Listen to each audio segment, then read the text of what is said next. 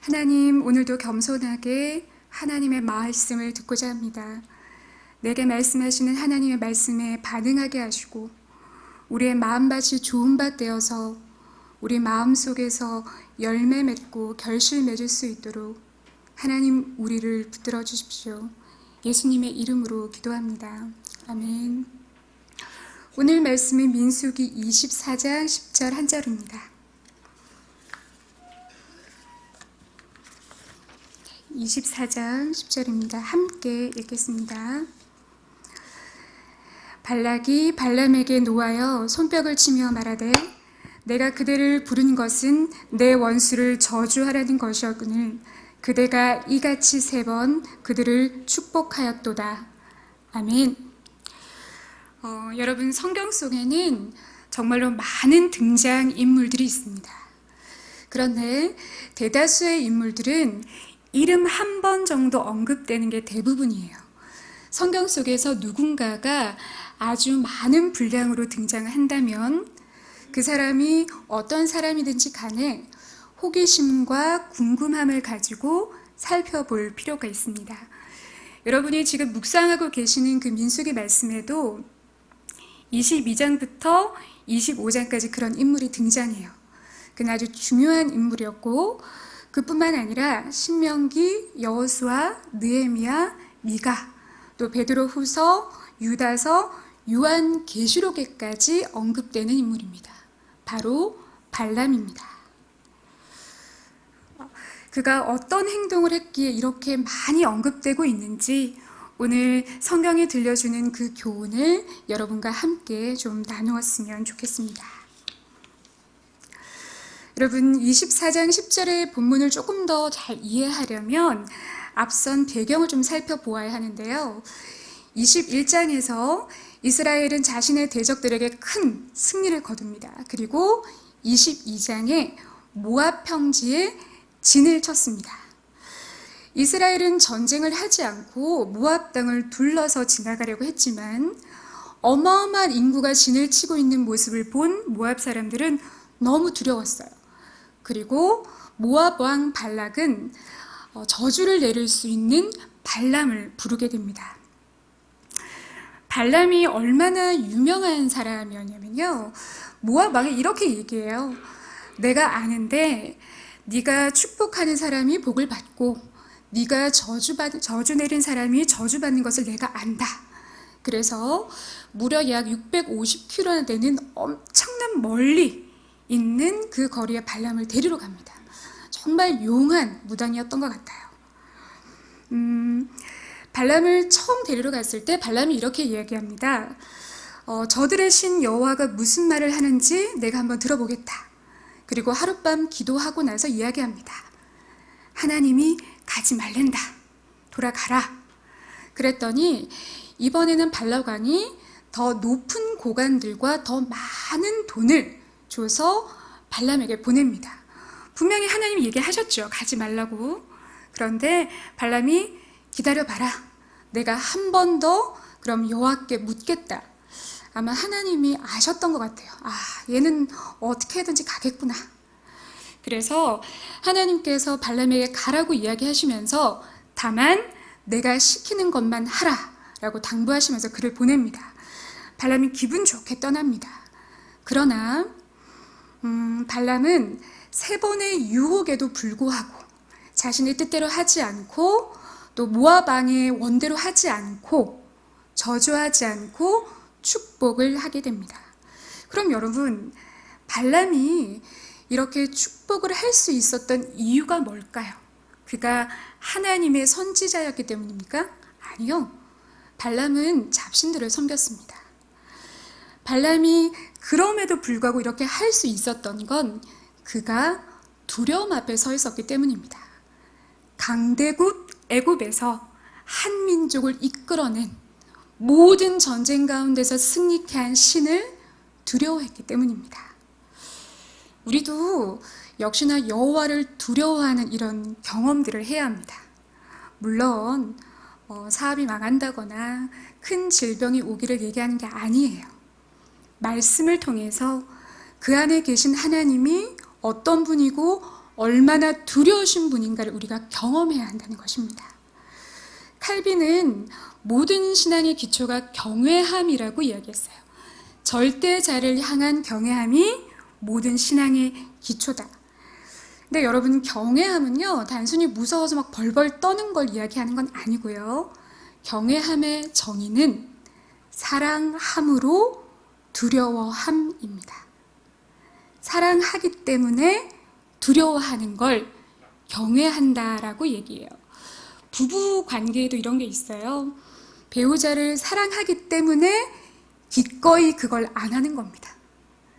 내가 상대방을 사랑하기 때문에 기꺼이 그것을 하는 거예요. 내가 배우자를 사랑하기 때문에 기꺼이 존중하는 것입니다. 내가 사랑하기 때문에 이길 수 있지만 기꺼이 제압당하는 거죠. 사랑해서 두려워하는 겁니다. 그러나 발람과 같은 이 막연한 두려움은 우리로 하여금 하나님께 죄를 지으면 벌을 받거나 하나님이 화내실까봐 긴장하는 경직된 신앙생활을 하게 합니다.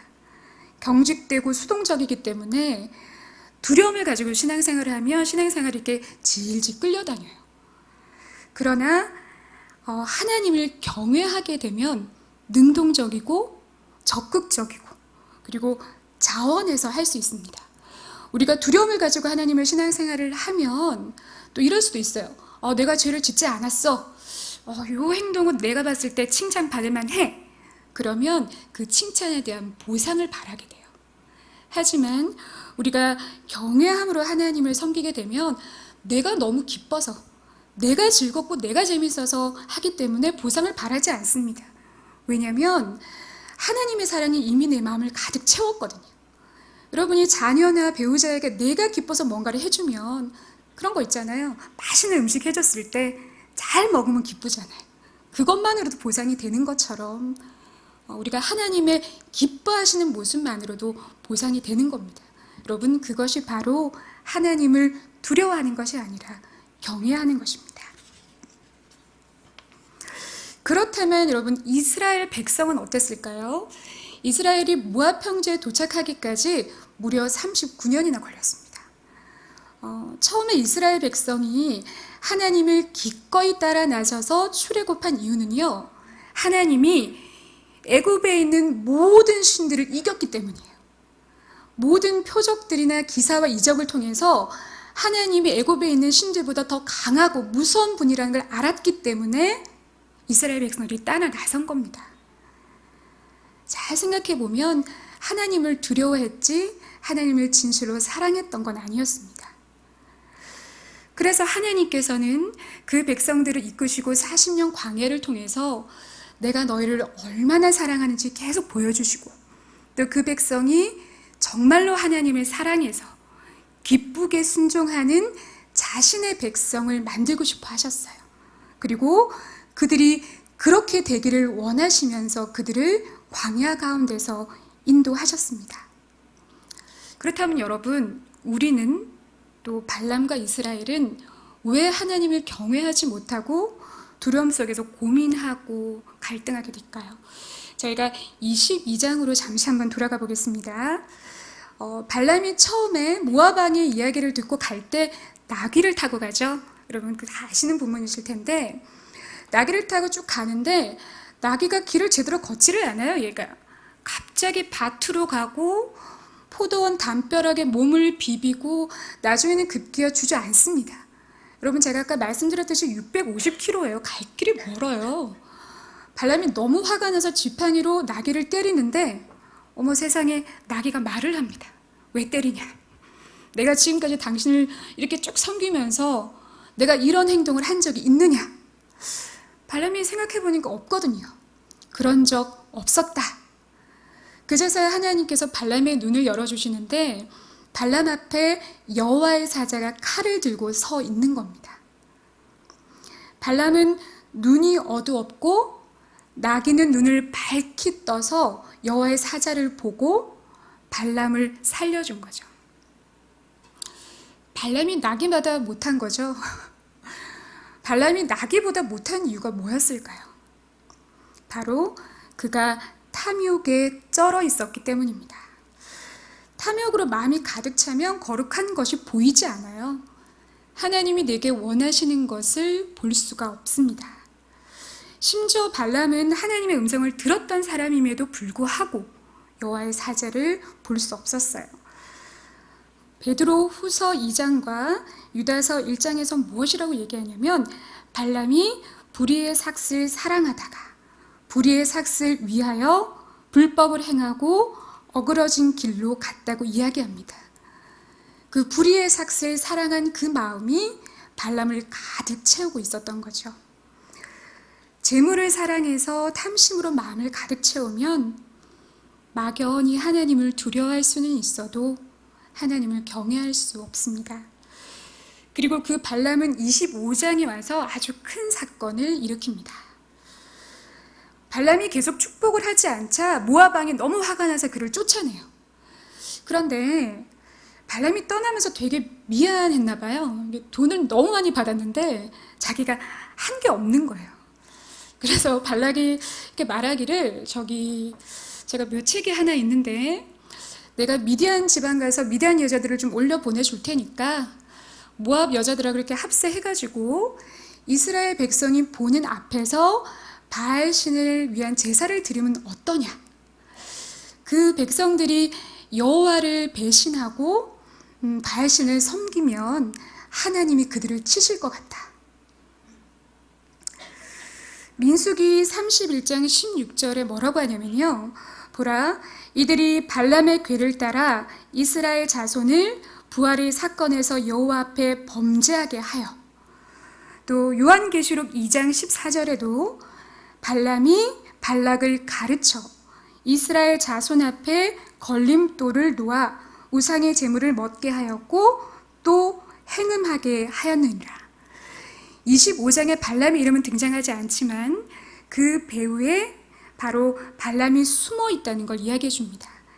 이 사건 때문에 발람의 길 혹은 발람의 교훈이란 말은 가장 나쁜 길, 가장 그릇된 교훈의 대명사가 되고 여러 성경의 본문에서 등장하게 됩니다. 이스라엘이 너무 안타까운 게 꽤 빠지지 않았다면 좋겠지만 여러분이 아시는 것처럼 홀라당 넘어가죠. 이스라엘 백성의 눈앞에 축제가 벌어지고 있습니다. 광야에서 이렇게 딱 봤는데 이상한데 저거 뭐지? 이거 이제 슬금슬금 호기심에 이렇게 다가가는 거죠. 궁금한 거예요. 가까이 다가갔더니 어머 세상에 환영합니다. 어서 오라고. 싫은 척 아닌 척 끌려 들어가서 바알 보올에게 가담했습니다. 여러분, 바알의 제사는 아주 음란합니다. 바알 신은 아세라와 남신 여신으로 한 쌍이에요. 그들이 서로 사랑을 나누면 하늘에서 비가 내리고 땅에 있는 사람들이 복을 받는다라고 믿었습니다. 그런데 이 두 신이 서로 사랑하게 하려면 제사를 지낼 때 그 앞에서 제사를 섬기는 사람들이 음란한 행위를 해야 한다고 믿었습니다. 그래서 그런 일을 실제로 하는 사제들이 있었죠. 그래서 사제들이 제사를 지내면서 남자와 여자가 온갖 음란 행위를 하면 그 모습을 보고 바알과 아세라가 흥분해서 사랑을 나누고 비를 내리고 복을 준다고 믿는 그런 신앙이었어요. 이스라엘 백성들 중에 광야를 지나면서 끊임없이 하나님을 원망하는 사람들이 있었습니다. 놀랍고 능력 있는 하나님을 따라서 나왔는데 너무 왜 이렇게 고생을 시키냐는 거예요.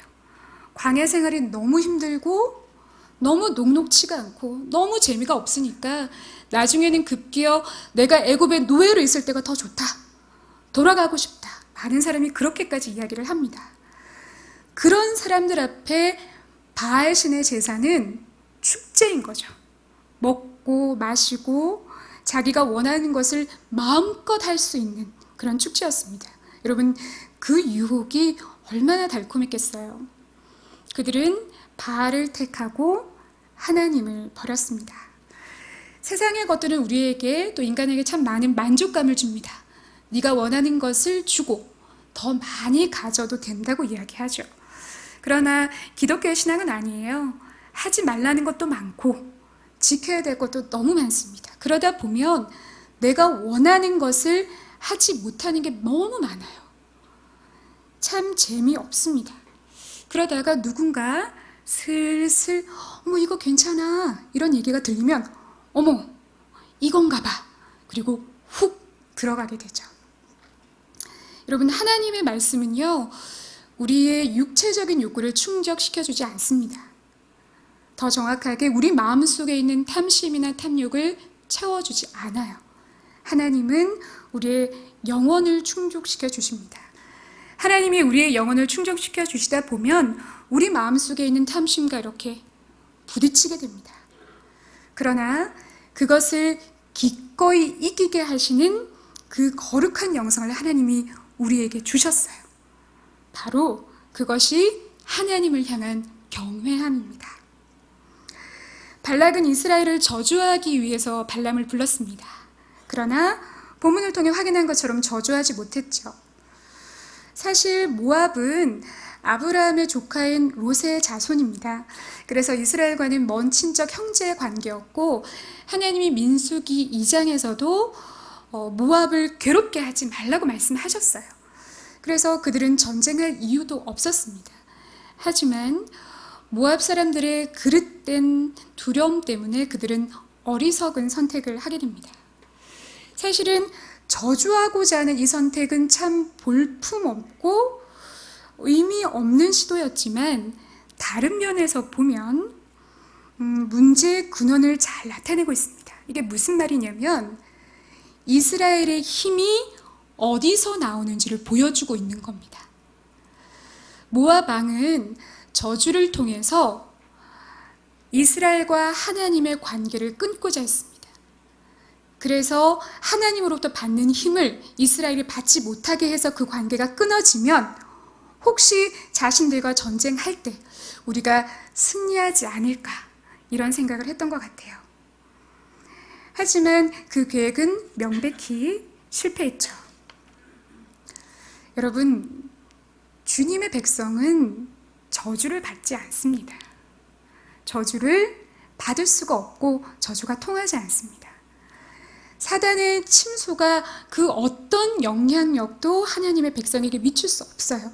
왜냐하면 그리스도의 속죄로 구원을 받았고 우리 안에 성령이 거하시기 때문에 저주받을 수 없는 존재가 되었기 때문입니다. 성도는 이미 축복을 받은 존재들입니다. 우리는 오직 축복을 받고 축복을 선포하고 축복을 나누는 존재라는 걸 여러분이 믿으시기 바랍니다. 이스라엘은 정말 하나님 앞에서 온전한 모습으로 서 있지 못했어요. 하지만 하나님은 이스라엘의 어떤 모습과 상관없이 언약적으로 그리고 관권적으로 은혜를 베푸시며 그들을 축복하셨습니다. 그리고 하나님은 그들이 기꺼이 즐겁게 하나님께 순종하기를 기다리시며 자신의 백성을 보호하셨습니다. 그 하나님이 오늘도 동일하게 우리를 지키고 보호하고 기다리고 계십니다.